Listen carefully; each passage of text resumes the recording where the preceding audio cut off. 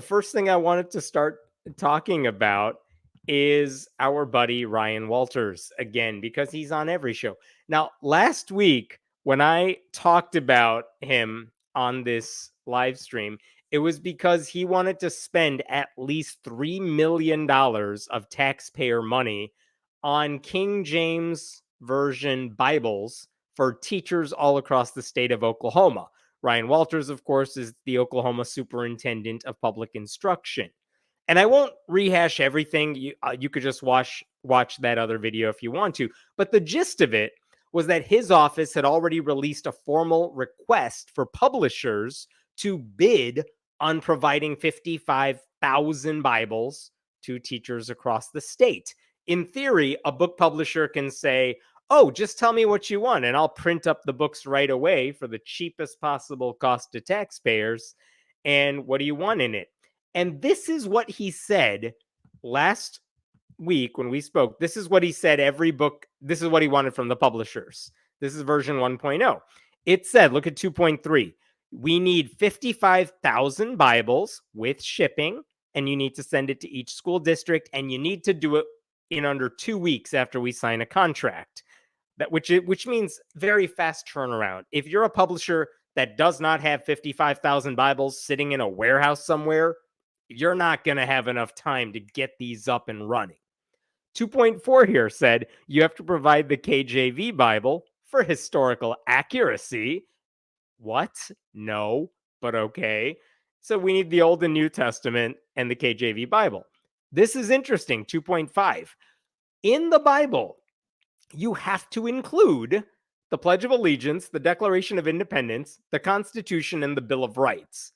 And it's like, imagine you're a Bible publisher and you're thinking, jackpot, I have 3 million Bibles sitting in my garage somewhere. Why don't I apply for this? And I can make a lot of money very quickly. But you probably don't have those patriotic documents just sitting in those Bibles. And then finally, it also said no study guides, no publisher narrations, no other commentary, none of those like cool teen Bibles. We don't want any of those. We want old school KJV.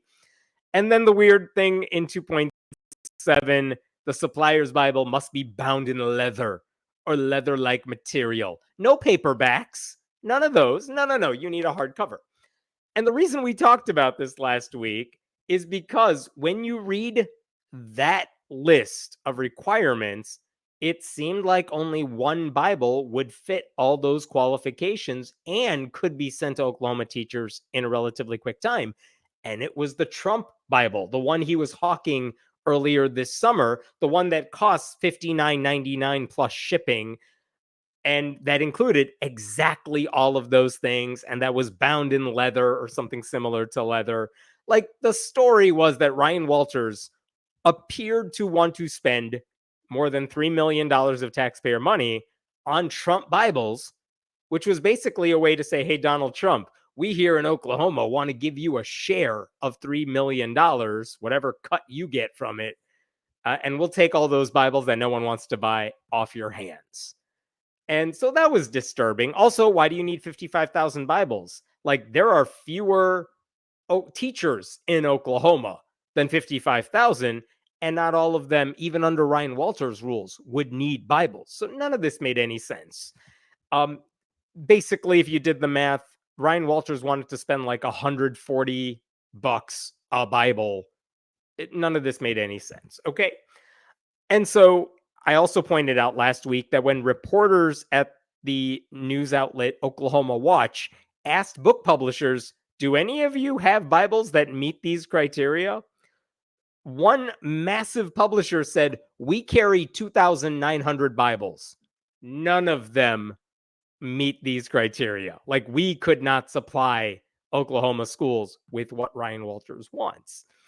Okay, what was amazing about this is that this story seemed to make national news. Like, late night comics made fun of it. Newspapers, national newspapers made fun of it because everyone knew Ryan Walters was basically using taxpayer dollars to try to buy Trump Bibles. And why I bring this up is that this week, it turned out Ryan Walters' office is very offended by the notion That what you guys are blaming us? You think we want to buy the Trump Bible? No, that's totally not what we're trying to do. When really the problem is that they got caught. So Ryan Walters and his office, they amended the rules to say, look, you guys, we're not going for the Trump Bible. So we're going to change the rules we put in place so that you know we're not just looking for the Trump Bibles. And here's what they changed. And they got headlines for that too, that they amended their criteria after people called them out on wanting to buy Trump Bibles. So they made a couple of changes, and I want to show you what those changes are. The first one is this one right here. This is an amendment they made on October 7th. You could see that right up here, October 7th. And they say this: the new closing date, how long do you have to turn in a bid proposal? Well, one of the critiques they got is that they only had that window when you could apply to provide all these books open for 2 weeks.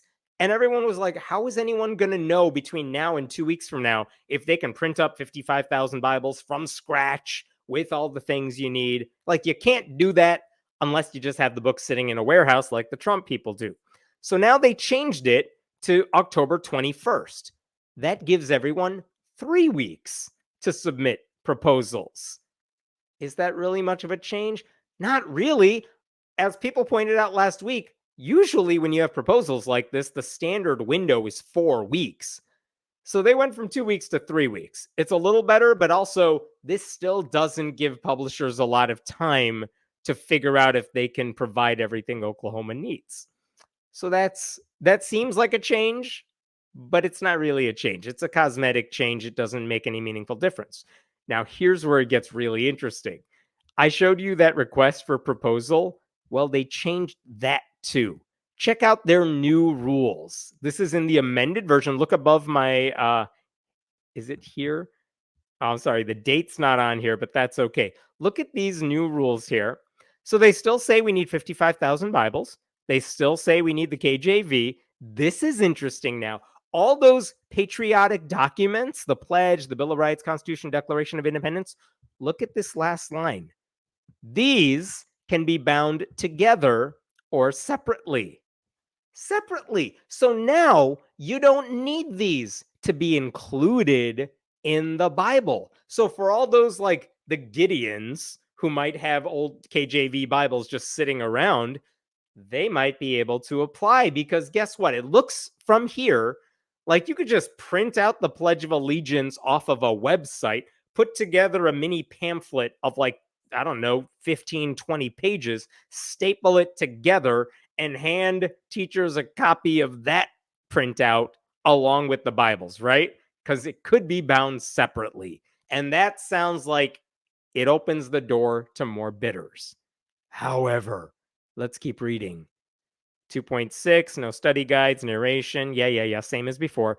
Now look at this. 2.7. You still got to have the Bible in leather or leather-like material for durability. But look at this new thing they added. The additional documents listed in 2.5, all the Bill of Rights, Declaration, must also be bound in durable material, which is a way of saying, do not print these out and staple it. We know you are all thinking about doing that. No. You need to create a brand new book that is bound in like something hardcover that we can also hand out to students. So your options are either the Pledge of Allegiance and the Constitution's already in your Bible book, or we're going to make you create a brand new book with like 5 pages on the inside that just contain all this shit in fine print. All this does is it pretends like we're opening the door to more bidders, but no, it doesn't.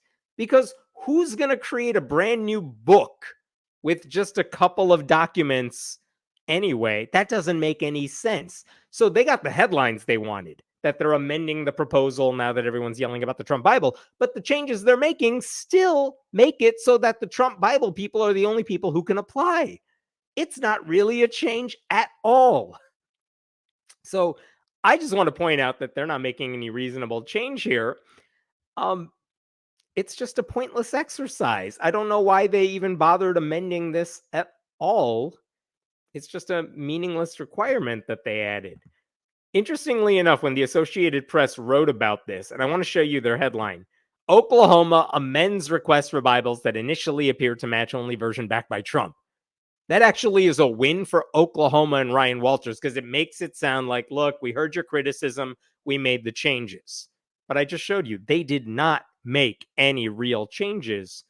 But look down here. When his office responds, why did they make the changes? Well, unfortunately, there have been false reports that have been repeated by numerous supposedly credible news organizations that the state's request for proposal was catered to one specific organization. Why would anyone think that? I don't know. Noting that tailoring the request so that only one manufacturer's Bible would qualify would be illegal. And then some spokesperson says the changes were made to the request to try to save taxpayers money. Our office worked with the State Department of Education to amend the solicitation to provide the listed resources at a much better value to Oklahomans. I don't know what the hell that means. That is bullshit. No, they didn't try to provide better value to Oklahomans because I, right now, could provide them better value for everything. You know why? If you want the KJV Bible, here's what you do. You go to Google and you type in KJV Bible and you get it for free. You want the Declaration of Independence? Free on the internet. You want the U.S. Constitution? I've heard there are more than one copies of it floating around on the interwebs. Everything they want is free, but Ryan Walters wants them to spend more than $3 million on all of it. And he's putting stupid hurdles in place for publishers who might be able to provide it for them because he doesn't want them to apply for this. The only book that qualifies is either the Trump Bible that he's been hawking for a few months or a different Trump Bible that costs even more money. None of this makes any sense unless Ryan Walters wants to give a giant taxpayer-funded gift to Donald Trump. Okay? The idea that this amended request saves people money? How? No, it doesn't. That's just another lie. It theoretically opens the door to other publishers, but the pointless hurdles shut pretty much every other company out. So I will be paying attention in the next few weeks to seeing who's applying to provide these Bibles, because it's pretty much just the Trump people. Who else is going to apply for that? I don't know. I think it'd be hilarious if, like, the Satanic Temple decided to take part in this, but I don't think they have the capacity to print up 55,000 Bibles with everything you need inside. So we will see. And again, all of this is free online. Teachers already have the option of using the Bible in the classroom in an objective way if they feel it's necessary for what they want to teach. And more importantly, teachers are not clamoring to have copies of this Bible in their classroom. Superintendents have already pushed back against Ryan Walters, saying, we don't need this. Our teachers don't need this. We're not participating in this charade. And also, our teachers already have the option of using the Bible if they feel it's necessary. And I know a lot of you pointed this out last week. Oklahoma is one of the worst states in the country. By one measure, ranked like 49th in education in the country when it comes to all this stuff. Ryan Walters seems very determined to do two things. Drag Oklahoma to the very bottom of the list. And if Donald Trump wins election, he wants to become the next Secretary of Education. That's my guess. That's my prediction. And that's why he's doing all of this. None of this helps students. None of this helps teachers. I'm pretty sure parents don't want the schools teaching their kids the Bible, but this is what he thinks is best for the state. It's very disturbing. It's all pointless. And again, this is all pointing back to he wants to spend taxpayer dollars on the Trump Bible. All right, I'm going to stop there for now. Let's talk about any questions, and then we'll move on. Ryan is chewing for a position in Trump's administration. That's all he wants. He doesn't have any skills. No one liked him in Oklahoma, including plenty of Republican lawmakers who are like, hey, you're supposed to give us inhalers for students. You haven't gotten around to that. Like, there's a lot of reasons he's just bad at his job, to the point that even Republicans in Oklahoma are like, this guy's bad at his job. And do you know how bad you have to be for Republicans to say you're incompetent at your government job? Trump has got to love this, taking taxpayer money and giving it straight to Donald. I know it's not even a lot for someone like Trump. Like, I know he gets a cut of these Bibles, which, by the way, I know you saw this in the news too. Where are those Bibles made? In China. Like, of course, it's a gift to China ultimately when it comes to Trump. But again, he has to do no work. These Bibles that no one was buying and are just lying around, he gets to offload them to Oklahoma and make those kids dumber. And he makes money off of it. Like, this is everything Donald Trump loves. How do Satanists make the best offer? I don't know. I don't know how much it would cost for them to books like this, but I wonder if they could just get it ready to go. And if they submit a bid and end up saying, yeah, you know, the Trump Bibles cost like $60, we'll give it to you for 55 and we'll include everything you want. And there's a little pentagram symbol on each page or whatever. How fun would that be if they could get in a proposal? Don't know if it's going to happen, but that would be funny. How dare these other Bibles include commentary from actual Bible scholars? We don't want anything in the Bible that might imply the Bible is less than the completely perfect word of God. I know. Sometimes commentary is actually critical, and that's definitely not anything they want kids to see.